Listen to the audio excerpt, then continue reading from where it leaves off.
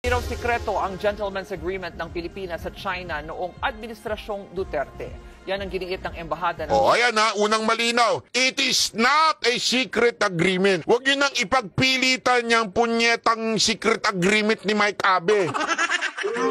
Pautot lang ni Mike Abe yan. Sa kanya lang nanggaling yan. Di ba sinabi niya doon sa kanyang channel, inamin na ng China, merong secret agreement. Ayan na nga, nagsasalita na, yung ambassador nila, ibig sabihin yan, yung embassy na nagsalita, ibig sabihin, yan po ay isang opisyal na statement ng China. Ang linaw na, magpe-fake news ka pa rin, Mike Abe? Lagi ka na lang fake news, Kaya ka tuloy natatabla ni Pastor Kibuloy, Tapos magdadabog-dabog kaya.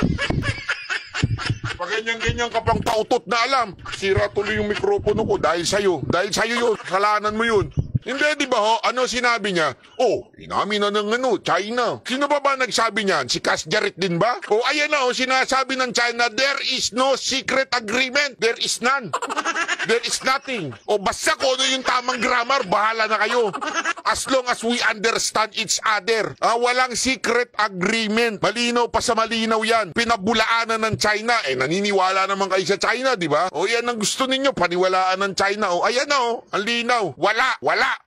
Tuloy! China at nasabihan din daw nila ang kasalukuyang administrasyon tungkol dito. Sinagot na ng Chinese Embassy ang mga tanong ni Pangulong Bongbong Marcos tungkol sa umano'y gentleman's agreement ni dating Pangulong Rodrigo Duterte sa China. Ayon sa embahada, ang gentleman's agreement ay tungkol umano sa pangangasiwa ng sitwasyon sa Ayungin Shoal, pagpapanatili ng kapayapaan at para maiwasan ang anumang gulo. Alam mo, sabi ko sa inyo, nautot tayo nitong China. Maniwala kayo. Tingnan niyo yung statement nila ngayon. Isipin niyo to Isipin niyo na maigi to. Ano ba ang pinaniwalaan ni Marcos? Diba? Na meron secret agreement, may gentleman's agreement. Ano sabi ni Villanueva? Senator Villanueva? Huwag tayong papautot dyan. Huwag tayong magpapadala sa China. Tinan mo ngayon, sino ngayon ang bayani? Tablado. Sunog ang presidente natin. Mantakin mo yun. Pagkatapos nilang maglabas ng merong agreement, ito biglang sasabihin, the gentleman's agreement is about managing the situation on the ground. Pagsasaayos lamang ng